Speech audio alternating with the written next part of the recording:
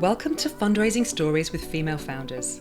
I'm Julia Elliott-Brown, the founder and CEO of Enter the Arena. I'm a serial entrepreneur and an expert in raising investment and business growth. Our mission at Enter the Arena is to empower female founders to fly through pre-raise and investment and onto the exponential growth of their business with investment expertise and business coaching. Here we share the stories of inspirational female founders who've raised investment to inspire you to do the same. You'll hear their honest accounts of what it was really like to secure funding, the highs, the lows, and the challenges they experienced on the journey. And along the way, we'll discuss top tips for how you can be successful too.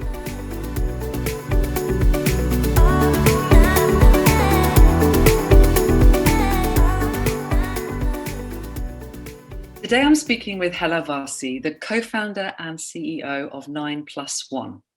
Now, 9Plus1 is an innovative startup in the growing space of apparel rental, focusing on baby clothes. Now, if you're a parent like me, or you know someone who is, you will appreciate just how quickly kids grow out of clothes and how much money we spend constantly replenishing what they need to wear. 9Plus1 solves this problem by offering a subscription-based service for high-quality, ethical, sustainable baby clothes. So it's really simple. Instead of buying baby clothes, you rent them and then swap them when you need to. Now, in August 2020, Hele closed her first investment round of £300,000 for 9Plus1 from Voulez Capital, which is a venture fund focused exclusively on backing female founders. So let's meet Hele and find out more about 9Plus1, about her fundraising journey so far, and let's learn about how she overcame challenges and discover her top tips for running a successful fundraising round. So welcome, Hele. Hi, nice to be here. Nice to see you. And you're in Norway, is that right? Yes, I'm located in Norway. I see. And we were just talking before we started about it's so lovely and sunny here in London, but not quite so much in Norway. No, I probably live in the worst place regarding weather. Yeah. Well, let's crack on then. So I want to kind of start at the beginning, because I know that you are a master's graduate in technology, and your career before you started 9Plus1 was working for large international companies, developing new products and services, and even working in projects like oil and gas technology. So from the outside, that looks like a very different path from the one you're taking now. And I'm really intrigued about that. I mean, I'm really interested to know how you and your co-founder, Chris, who is a climate change scientist, came up with the idea for 9Plus1. So tell us all about it. Well, first of all, my degree is in process engineering. So I was trained to run the projects, and I have had quite a lot of luck to be testing how to run projects on someone else's projects. But when we say I worked in oil and gas technology before starting 9Plus1, then I have to add that even then most of the projects were environment related. They were to make oil and gas safer.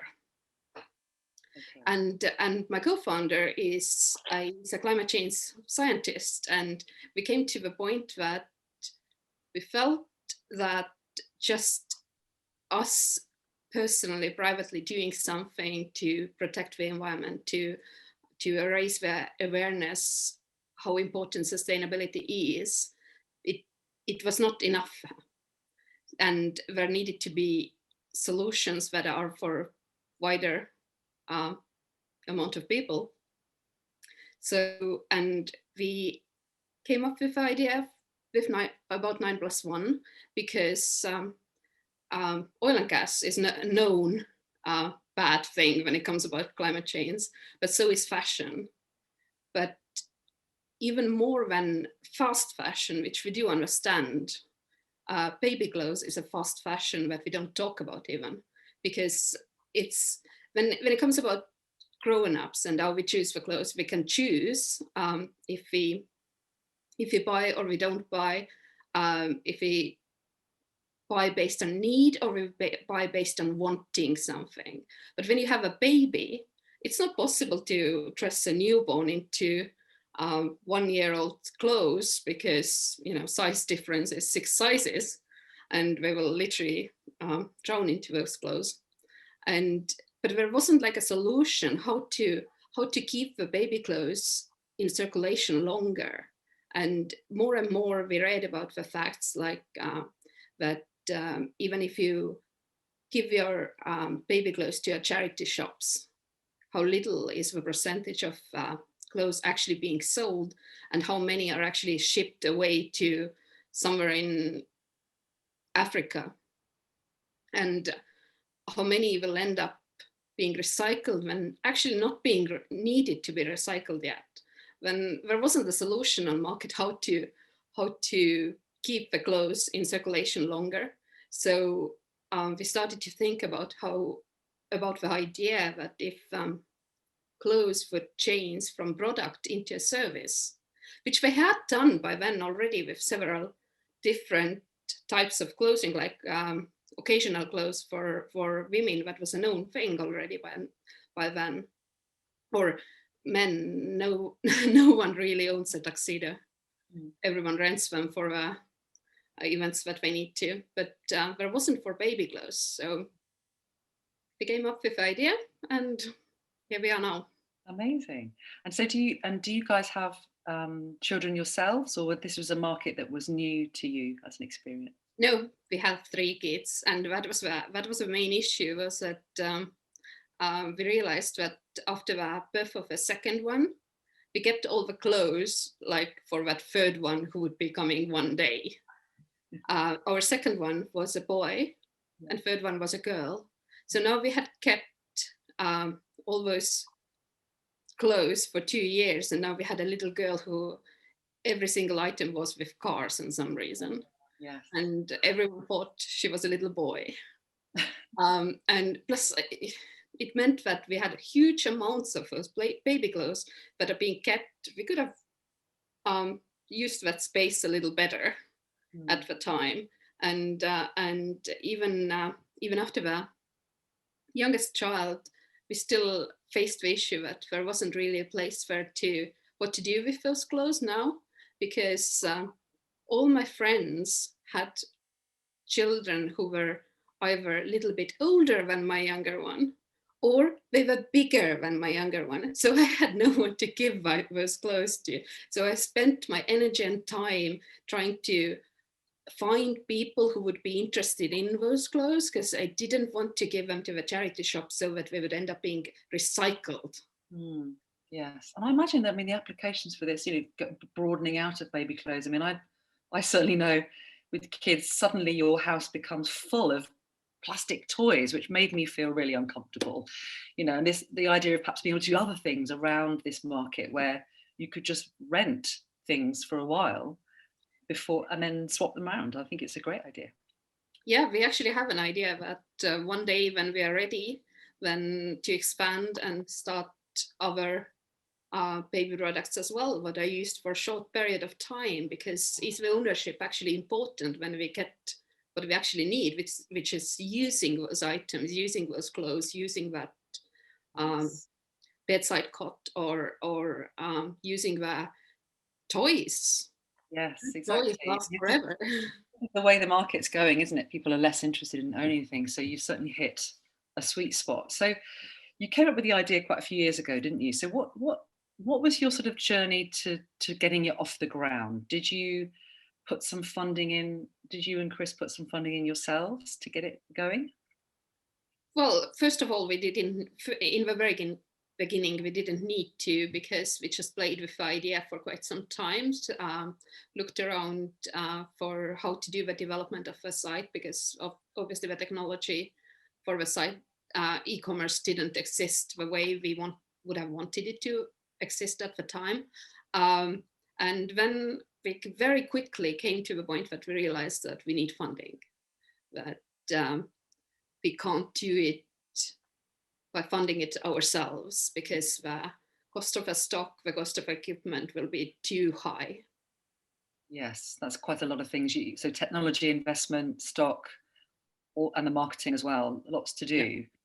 So you made a decision quite early on then to go out and raise investment. Yes. Yeah, and that's Very quite unusual. It's quite unusual actually, and we'll talk about that in a minute. Obviously, you managed to secure quite a decent fundraise from Voulez, but often when it comes to venture capital, those investors will say, "Well, come back when you've got some more traction. Come back when you've proved it." But you actually went out and raised money before you'd even really started development. Yeah, we went out and started when we pretty much still had only an idea. We had done very little of development, very little of work. We kind of knew how to do it, with whom to do it, but we had not started. So it was very, very, very strongly just an idea. Probably most of people would go to family and friends, which way do you advise you to go? We decided, no, it's not going to help us. It will help us to create the site and create the back end of the site. But that's not when we're going to spend the time again, fundraising again. So we decided to go full in right away. Excellent. So tell us about that journey then. Share with us what you did. What kind of investors did you go and speak to, and how did that go? Well, this very first thing I did, I made a huge list of all the funds there is. I'm pretty sure I had pretty much every single VC there is in Europe in that list. And when we just started contacting them, and we were extremely lucky because we actually, Voulez was on very high on my list as one of the first ones, because I think first of the criteria when I was Googling that VCs was that female founders. And obviously they came up very early on. And they were very interested from very early on and showed very interest. So I didn't have to go through the whole list of VCs. That's amazing. So you didn't have to speak to lots of people. That is unusual and very lucky. But actually, what you've done there is you've done your research about who would be a good fit and made sure that you put them high up on your list. So I think because everyone is online now, so you can find out quite a lot. And I didn't want to waste too much time on VCs that I would have absolutely no chance with. But there's no point. I'm not going to waste their time. I'm not going to waste my time. And yeah, we did quite a lot of background check for the VCs before approaching them. Yes, very wise. Very wise to use your time efficiently like that. So you had interest from Voulez, really quite quickly, which is great. So, what was it about working with a VC that is focused on female founders that attracted you? I don't know. I think first it was the idea that maybe it's easier to work with a female VC,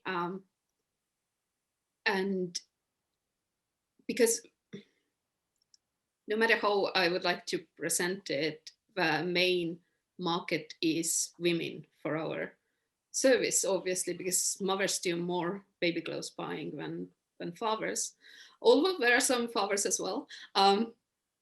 But we thought that maybe a female VC or a VC led by a woman would understand the market, would understand the idea better. Because if you have never really had to be buying baby clothes, would you really understand how quickly they actually grow out of those? But you literally received the delivery last week, and next week I need to make a new order. Would you really understand it? So we had that in the mind, and then I don't know. I probably thought that I can create like a really strong relationship with a VC if it's a woman and really understands. Yeah, I mean, it's an interesting point, Matt, isn't it? It's true that I think investors will lean towards backing founders and ideas that they relate to. Mm-hmm. which is a shame in a way, isn't it? Because it means that all of those male investors out there who perhaps wouldn't get your business wouldn't see the potential in it. Did you have conversations with male investors, and did they go very differently? They went completely differently. We had some male investors that were really, they understood the business, they understood what we are trying to do. They had no issue with me being a woman. But we had quite a lots of that, like what's the market? Is there a market? It's a niche market only. Niche market. Everyone has been a baby one day. And I'm pretty sure most of those babies were wearing clothes. Or the market is very small. Like, okay, if the market is very small for this product, then how big does the market need to be? Or we even met the VCs that had an issue with me being a woman, very obviously. So yeah, those conversations were different, very different. How did that? I mean, there's two critical points there, aren't they? That those assumptions that the market you're operating in is niche, which actually you could completely disprove with data, but it's very hard to shift people's mindset on that if they're stuck on that point. But how did it show up, this issue of them, you feeling like they had an issue with you as a female founder? How did that show up? When I was asked, like, why haven't we launched already? And I was trying to explain, for example, that we need a certain amount of stock, we need certain type of machines, we need funding first, and being told then that, but how about you start from a spare bedroom? I don't want to start from a spare bedroom. And would you, if I was a man, would you tell a man to come on, slow down, and start from your spare bedroom and to a very small, and prove me that you can do it? Then we will talk, or not. Or being asked, like, what's the plan if you're going to fail? But yeah. I don't want to fail. Or if you have to take high risks, would you be willing to take those high risks? And my answer being that I first need to know all the criteria to decide. That wasn't good enough, because obviously most of men would probably answer, yes, I would take the risk. Yes, as female founders we take calculated risks. Exactly. Yeah. Very interesting, isn't it? And obviously you have a male co-founder. So were you doing some of those meetings together? Did you find that the two of you had different experiences in talking to investors? We had a little bit different, but I tried to hold most of those talks, because first of all, I'm stubborn enough, and if it becomes important, if a company is founded by men or women, then I'm not sure I want to work with you. So I tried to, I don't know to whom, prove to myself or prove to anyone else that I can do it. I can do it without having to bring my male founder in and having him taking those talks, simply because he's a man. Yeah. Good. I'm glad you did that. I'm glad you held your own. And it's interesting. I know with Voulez, I know Anya, who runs Voulez, quite well. And I know she has a young baby, or probably a toddler now. So she's got direct experience of that. Again, not just the fact that she's a woman, but the fact that she has direct experience of the market that you're in. Was that helpful too, in terms of making the connection? Yes, definitely, because she understands very well the market. She understands how mothers think. She understands what parents like when choosing the baby clothes. So it made it easier. Yeah, definitely. Yeah, it's just, I mean, I think it's wonderful that you managed to connect with the right kind of investor. It does frustrate me that there's not more investors who would just see the opportunity there just because they don't have direct experience of it. We need more women, don't we, in investing? It's crazy. I think that's the thing. We need more women in being investors, and we need more women getting the funding. So yeah, and I also think there's this interesting point with your business. It's very unusual to raise that amount of money off the back of an idea. And again, that is something that can hold back so many founders. If you don't have personal funding to put into an idea, it's really hard to get it off the ground unless you go and raise investment. But investors usually say, come back when you've got more traction. So you end up going around in circles and not making it happen. I think there are a few investors now who do invest from pretty much from the moment when you have an idea. Although there's, no matter what they say on their webpage, that's not always true. So it's important to keep that in mind. The idea is compelling enough, which your idea clearly is. And so to put it in context, I guess, so you raised 300,000 on a valuation of just over $1 million. So I suppose that's one of the aspects of raising investment early, is that you do end up selling, a little bit more equity when you're doing it at that early stage. What's your view on that? Do you think that's a good thing? I don't see it as a problem for us, because I do feel and see that we are getting so much more from our VC than just the money.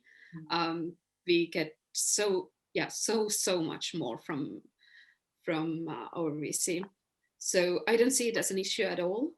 But I have heard about a lot worse deals when I think ours was pretty good. So yeah, I mean, I think off the back of at idea stage, it's a very good, it's a good valuation. So I would say so. Yeah, definitely. Because just last week, one of my friends who is also a founder was telling me how their first offer for investment was, I think, 25,000 USA dollars for 15% of company, for 15% of shares. That's yeah, that's not great. So you did well. So I mean, obviously you're Norwegian, you're based in Norway, and you're working with a VC that's based in London, and a European VC. What, as an entrepreneur from Norway, what's the startup ecosystem like there? In Norway, it's different. Norway is, first of all, I'm not Norwegian. I'm Estonian. I've just apologize. I have just lived most of my grown-up life in Norway. Okay. Norway is a very, very strange country when it comes about startups, because we have lots of technology companies, lots of technology startups, but it's a very difficult place where to bring a service kind of startup to the market, because Norwegians, they don't really like a new thing until the old one is not working. So if very simple thing, like in the grocery stores in most of the countries, you see this soft drinks from small companies, and it has now in past 6 months maybe started here that we finally see them in normal grocery store, because I think that our market was not ready. They don't like, if it's not broken, then don't touch it.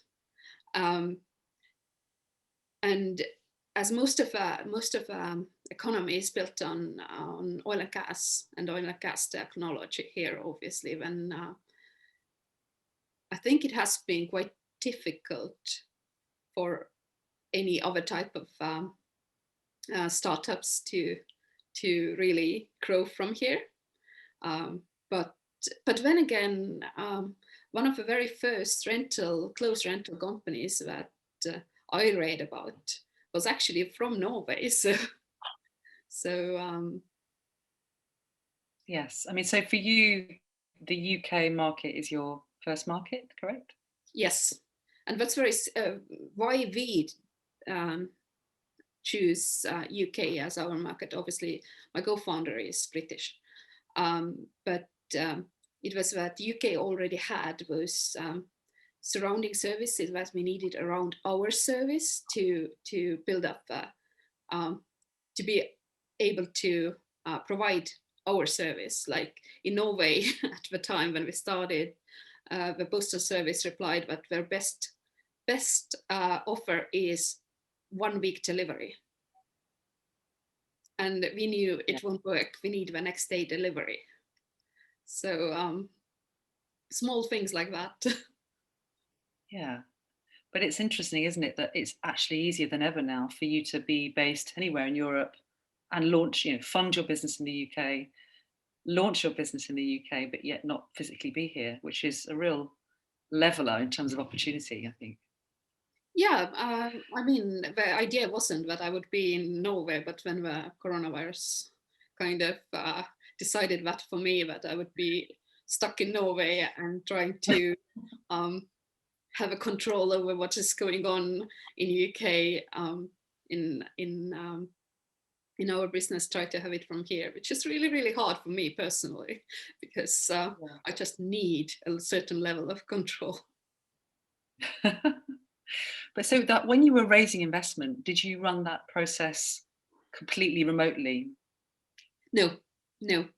Back then we were traveling back and forth to UK quite a lot,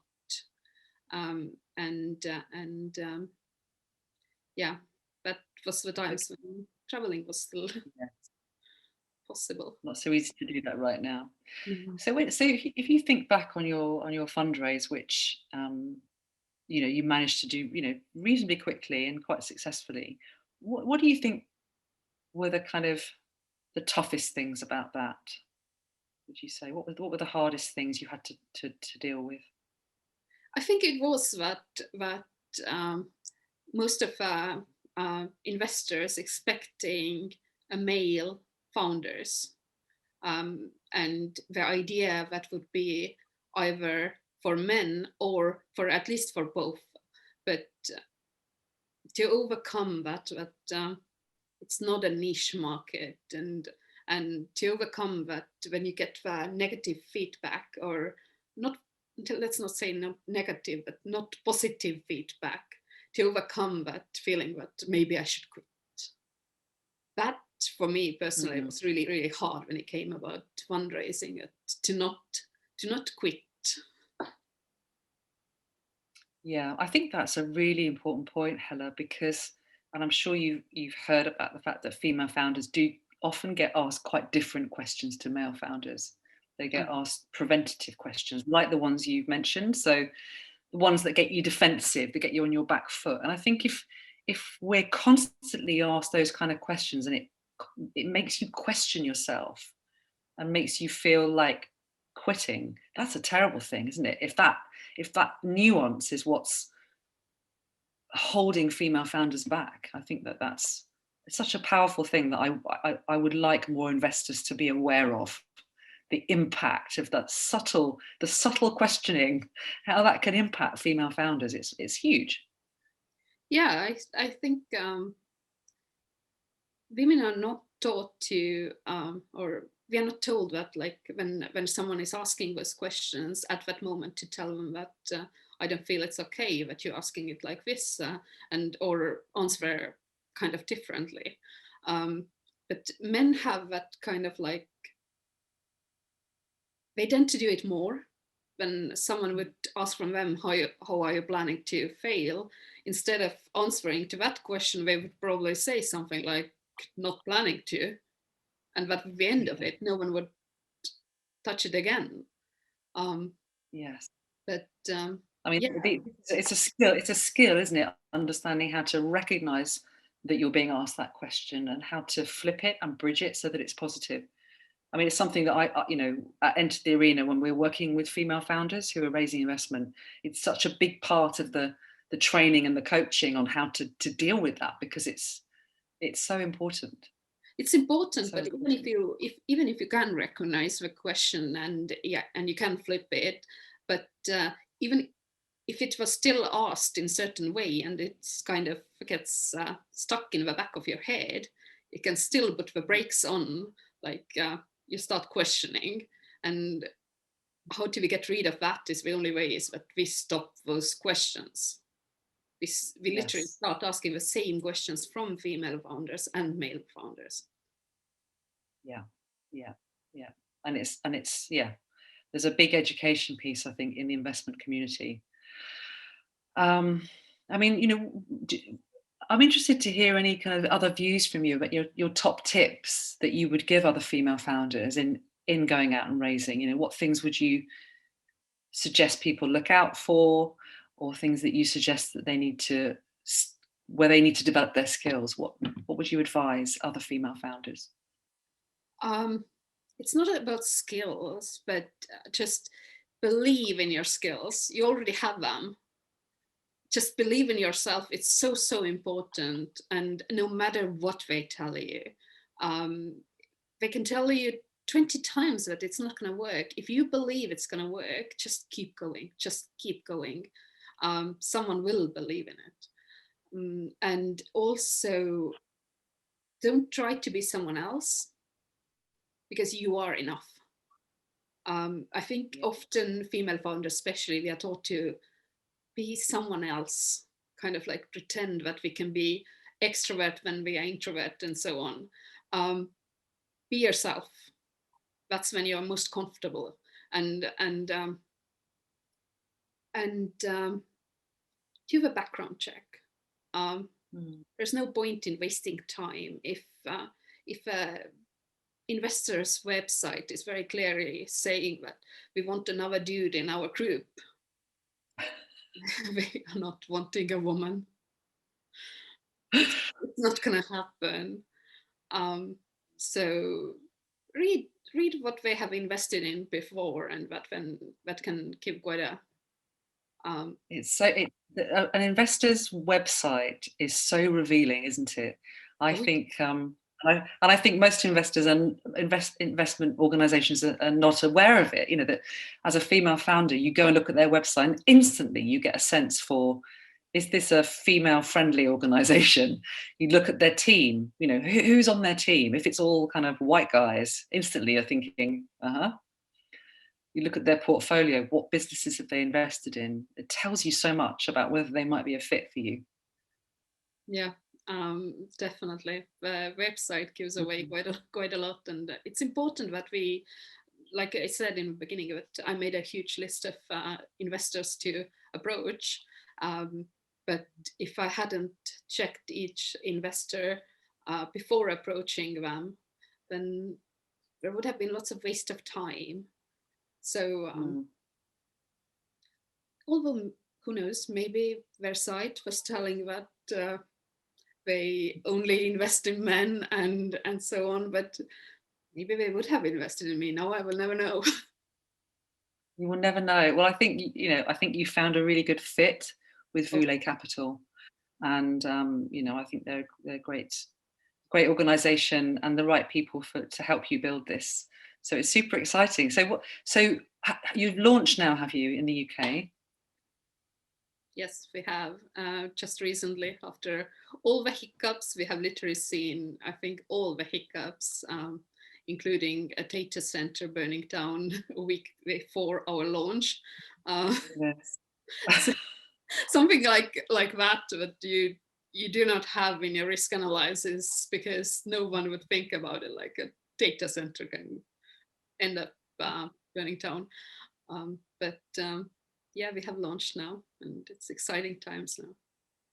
Yeah, that's really amazing. And do you think that you will need further funding to help you grow the business? That's a difficult one.